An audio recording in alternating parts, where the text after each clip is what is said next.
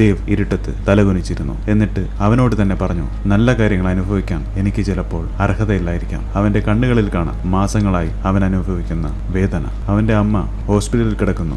എല്ലാ വാതിലുകളും അടഞ്ഞ നിലയിൽ നിസ്സഹായനായി അവൻ അമ്മയെ നോക്കി നിൽക്കുന്നു. ആ രാത്രി അവൻ നടന്നു നീങ്ങുമ്പോൾ ചുറ്റുമുള്ള ലോകവും അവന്റെ മനസ്സും ഒരുപോലെ മങ്ങിയിരുന്നു. അടുത്ത ദിവസം തിരക്കുള്ള ഒരു ബസ്സിൽ യാത്ര ചെയ്യവേ ഒരു പ്രായമുള്ള ആൾ ദേവിനെ ശ്രദ്ധിക്കുന്നുണ്ടായിരുന്നു. അവന്റെ വേദന അയാൾ മനസ്സിലാക്കിയിട്ടുണ്ടാകണം. അയാൾ ദേവിനടുത്തെത്തി പറഞ്ഞു, മകനെ, ജീവിതം നിനക്കെതിരെയല്ല, നീയാണ് ജീവിതത്തിന് എതിരെ നിൽക്കുന്നത്. അയാൾ ഒരു കുറിപ്പ് ദേവിന് കൊടുത്തു. ദേവ് അത് വിറച്ചുകൊണ്ട് തുറന്നു. നാളെ എന്തെങ്കിലും നല്ലത് വരും. ചെറിയൊരു വാചകം, പക്ഷേ തകർന്ന ഒരു ഹൃദയത്തിന് പ്രതീക്ഷ നൽകുന്ന ഒന്നായിരുന്നു അത്. ദേവ് അടുത്ത ദിവസം കണ്ണാടിക്ക് മുന്നിൽ പോയി തളർന്ന കണ്ണുകളിലേക്ക് നോക്കി പറഞ്ഞുകൊണ്ടിരുന്നു, ഇന്ന് നല്ലതെന്തെങ്കിലും വരും. ഒരു വിശ്വാസവുമില്ലാതെയാണ് അവൻ അത് ചെയ്തത്. അന്ന് വൈകുന്നേരം ഒരു സ്ട്രേഞ്ചർ ദേവിന്റെ ചായയുടെ പണം കൊടുത്തു. അതൊരു ചെറിയ കാര്യമായിരുന്നു. അതിനുശേഷം അവന് വഴിയിൽ നിന്ന് 100 രൂപ കിട്ടി. ചെറിയ ചെറിയ കാര്യങ്ങൾ, പക്ഷേ ദേവിന് വളരെ അത്ഭുതമായിരുന്നു ഇതൊക്കെ. പിന്നെയും ജീവിതം അവനെ പരീക്ഷിച്ചുകൊണ്ടിരുന്നു. അമ്മയുടെ നില വഷളായി. ദേവ് ആശുപത്രി കോറിഡോറിലിരുന്ന് മുഖം പൊത്തി തളർന്നിരുന്നു. പെട്ടെന്ന് അവൻ ബസിൽ കണ്ട ആ പ്രായമുള്ള ആൾ കൊടുത്ത ആ കുറിപ്പ് എടുത്ത്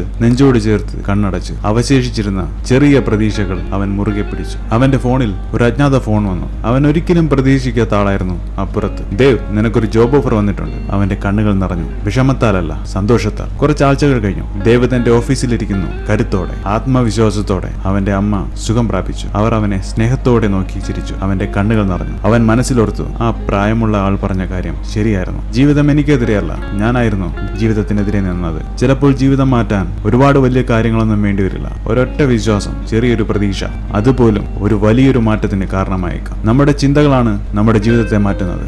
ആ ചിന്തകളിൽ നമ്മൾ ഉറച്ചു വിശ്വസിക്കുന്ന നിമിഷം മുതൽ ലോകം നമ്മുടെ കൂടെ ഉണ്ടാവും.